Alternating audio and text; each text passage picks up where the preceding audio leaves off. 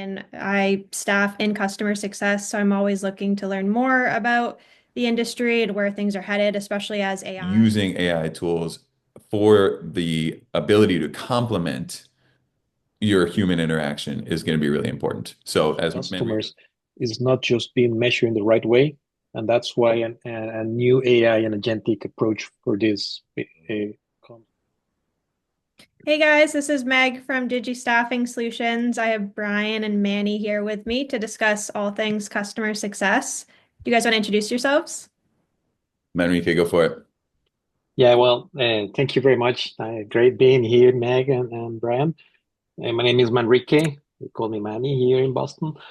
I'm founder and CEO of Hound Software. So at Hound, what we do is we add agentic capabilities to otherwise non-agentic systems in businesses. And one of the specific use cases we've been doing is in customer success. So we're making agentic solutions to customer success. Cool. And I'm Brian Hansen. I'm north of San Francisco, and customer success is something that I've been working at for a long time. I call it more post-sale revenue now, because this is really what it's about is retaining and expanding with best fit customers. So having conversations like this with Meg on the recruiting side, focused on people, and Manrique talking about the product side and software is really exciting to make sure that we're all kind of talking the same language on what's coming next.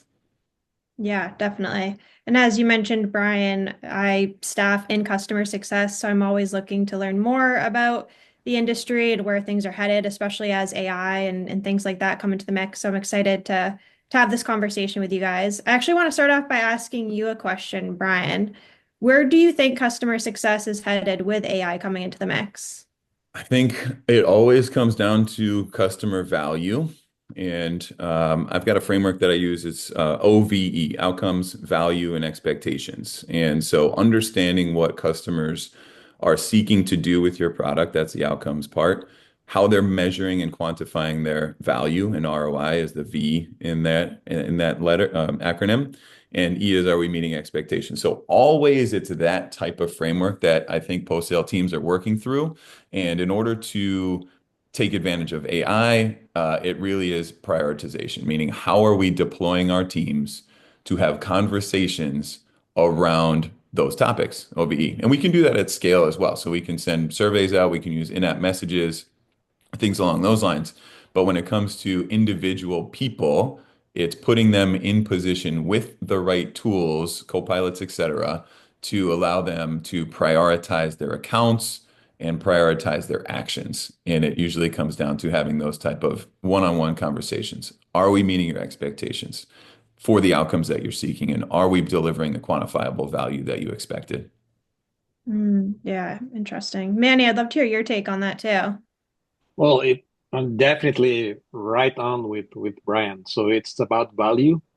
The main thing and the part where I basically come in is in the part that value is not really being measured really well at this as with the current technologies.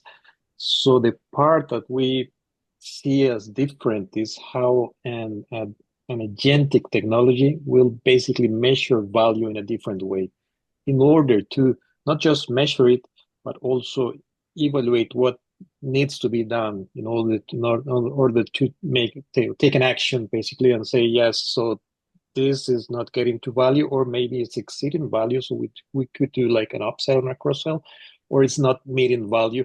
Then we have to take on a mediation course of action, basically take people.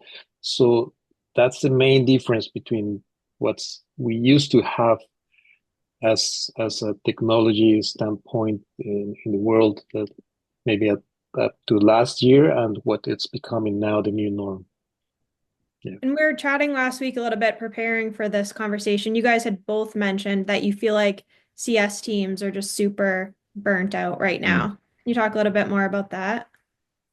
Yeah, I think, and you probably sense this as you're talking with companies who are hiring, and it comes back to the prioritization piece because a lot of times where CS orgs, post-sale orgs are now is limited headcount and potentially shrinking headcount, but that's where folks like you are bringing new headcount in, which is always great. But If you've got limited headcount, limited resourcing, limited time and attention, the amount of work that is required of managing accounts, as Manrique was talking about, like identifying who's at risk, identifying who's a potential upsell client, having those conversations, all of the reactive work that we have to do from working with support tickets and customer trainings that are necessary. It's just a lot. It's just a lot to do.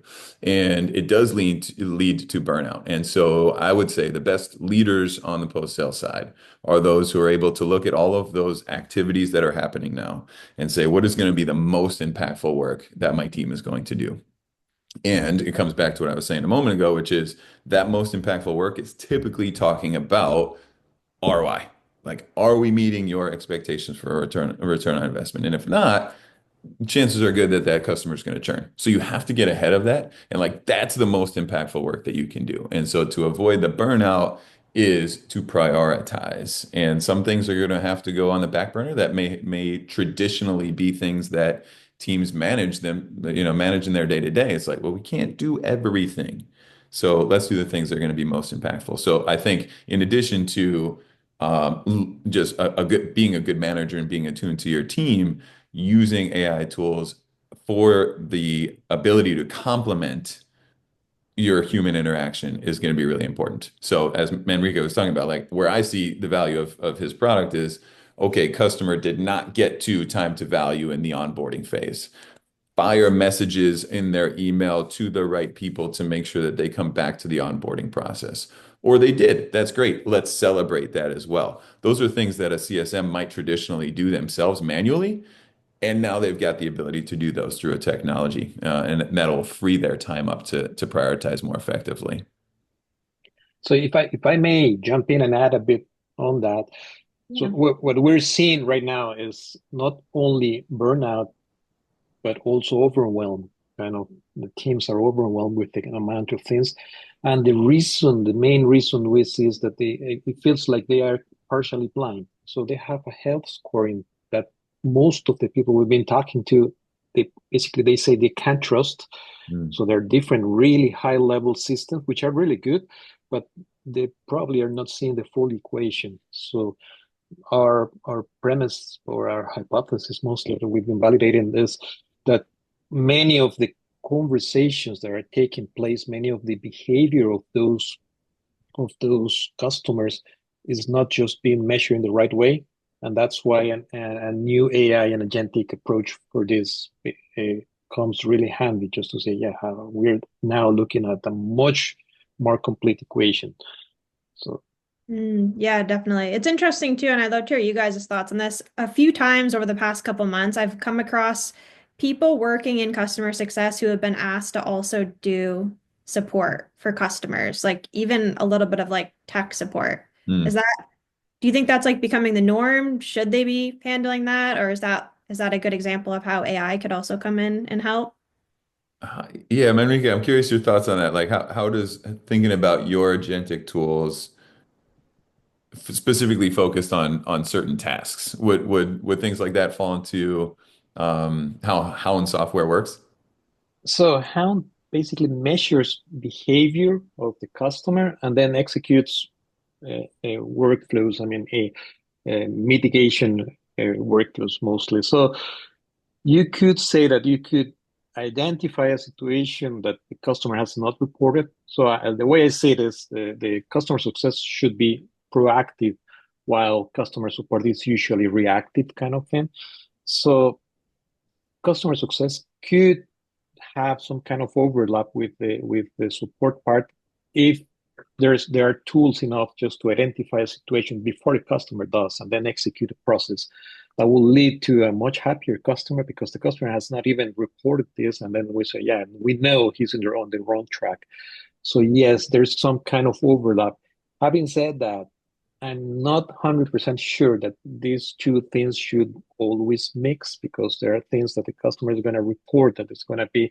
So you should keep a clean picture of a proactive uh, approach of the whole customer success system and person, which should be like a mix of human and AI part trying to identify situations instead of just trying to solve very specific tasks. So you should always like cascade on to say, yeah, this needs to be solved by an expert. And the expertise here is just identify if value is getting, and if not, how do we solve it? And then bring in the experts, the adequate experts. I don't know if that answers in a long way, in real language. I, I think so. And Meg, the way that I look at it is these agentic tools, I think, are very good at going narrow and going deeper. So when you're talking about training or support for specific tasks, items, questions, things along those lines, I think you can train these agentic AIs for that particular reason. So if you see a trend of customers need help with this part of the website, they get stuck in this workflow, or they need reminders to take certain steps.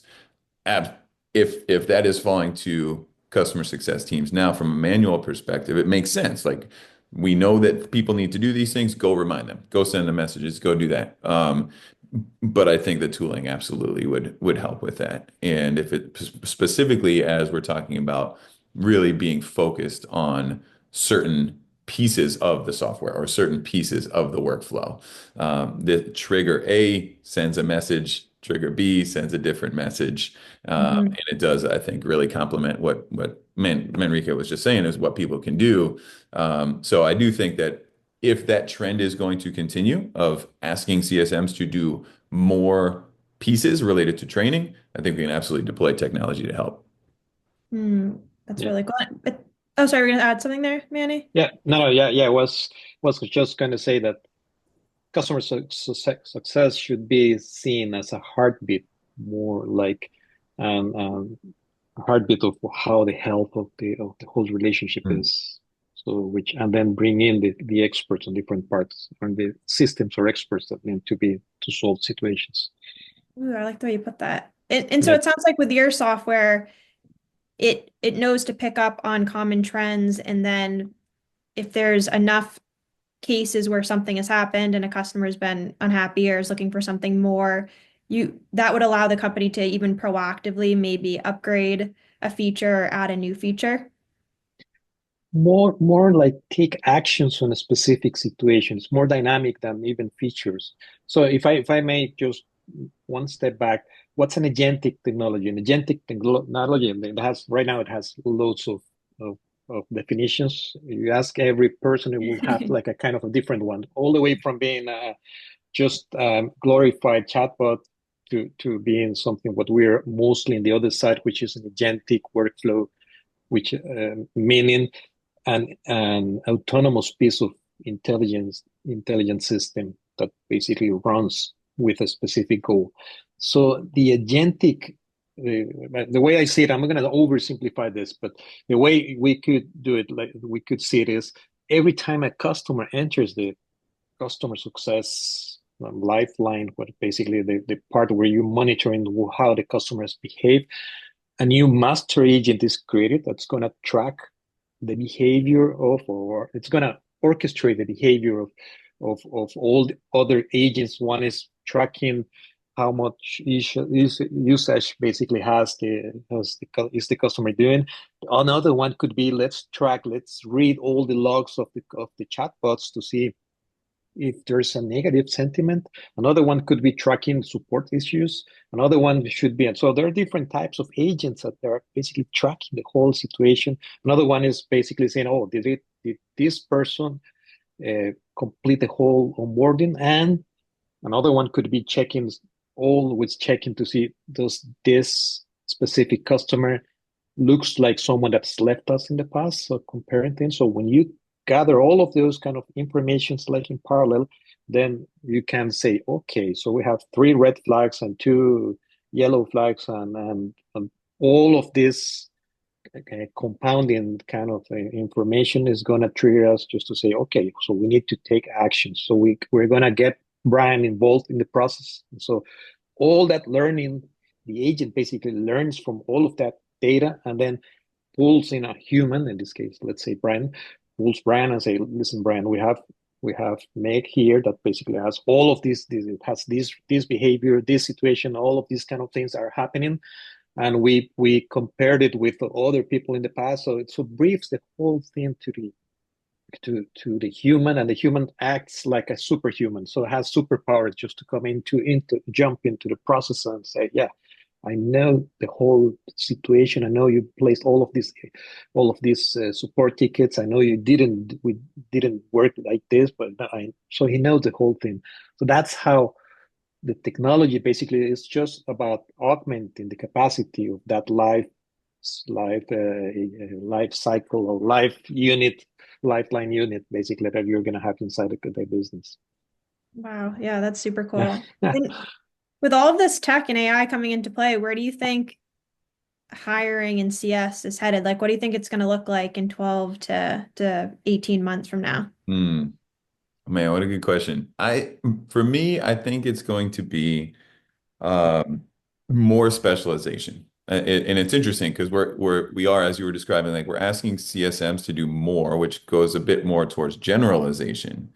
But my sense is it is going to swing the pendulum a little bit more towards specialization. At least the ones that are going to the people and the teams that are going to be most successful are the ones that are very good at retention, or very good at expansion, or very good at risk mitigation, or very good at training potentially as well. And then using those particular tools with the signals that Manrique was just talking about, with the guidance as well that we get from AI tools.